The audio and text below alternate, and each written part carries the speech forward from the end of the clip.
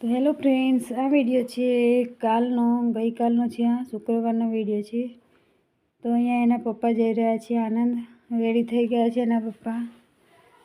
તો હું ગુંદરનો લાડવો તેમને આપી રહી છું ખાવા માટે.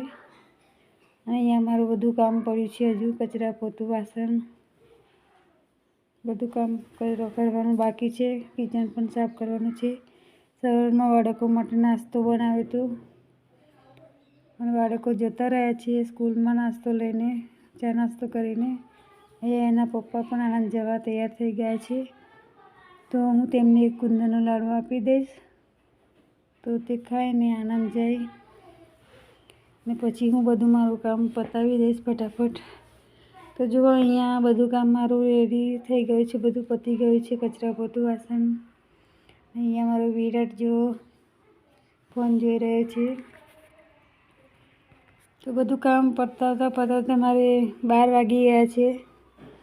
12 વાગે હું ફ્રી થઈ ગઈ છું. હવે મારે જમવાનું બનાવવાનું બાકી છે, તો હું ફટાફટ જમવાનું બનાવી દઈશ.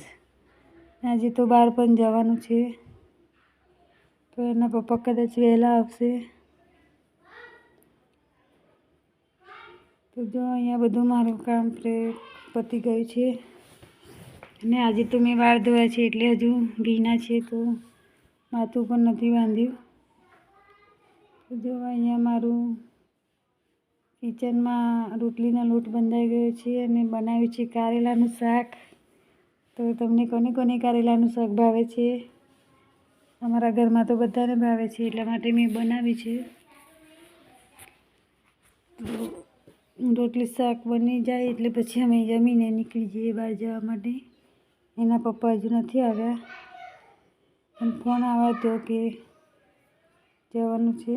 તો આજે ફ્રી છે એટલા માટે અમે આણંદ જઈને આવીએ. તો ચાલો હું મારું કામ પતાવી દઉં અને તમને મળું થોડી વાર પછી.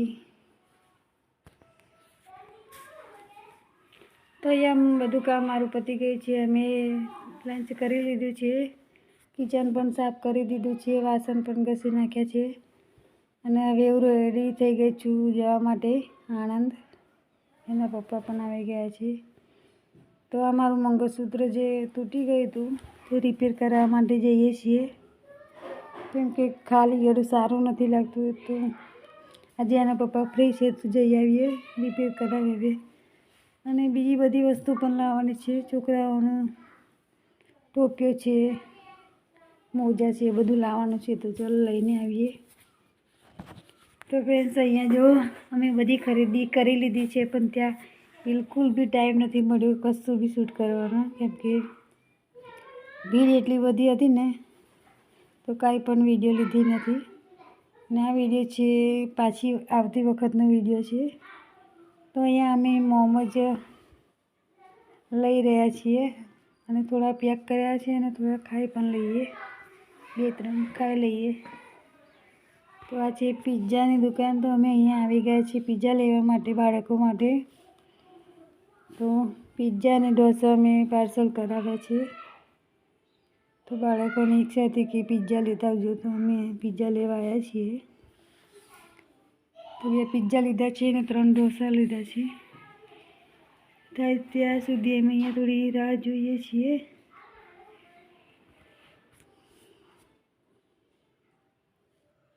અને અહીંયા જો ફ્રેન્ડ્સ, અમે પાછા વળી ગયા છે જવા માટે, અને થોડું મોડું પણ થઈ ગયું છે. 8 વાગી ગયા છે. ઠંડી પણ એવી લાગે છે. તો અહીંયા મારું મંગળસૂત્ર પણ રિપેર થઈ ગયું છે અને પહેરી પણ દીધું છે ત્યાંથી જ. તો અમે જઈ રહ્યા છીએ ઘેર હવે. તો ચાલો હવે મળીએ તમને ઘરે. તો આ વિડીયો છે આજનો, એટલે કે શનિવારનો. અને અહીંયા આજે આવવાના છે મહેમાન, તો બધું કામ મેં પતાવી દીધું છે આજે તો વહેલા. અને અહીંયા ડાયરેક્ટ જમવા પર મળીએ છીએ. અહીંયા મારું શાક ને રોટલી થઈ રહી છે, દાળ ભાત મારું થઈ ગયું છે.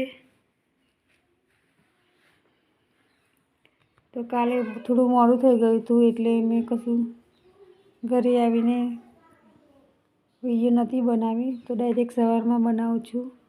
અને અહીંયા મારો વિરાટ રમી રહ્યો છે.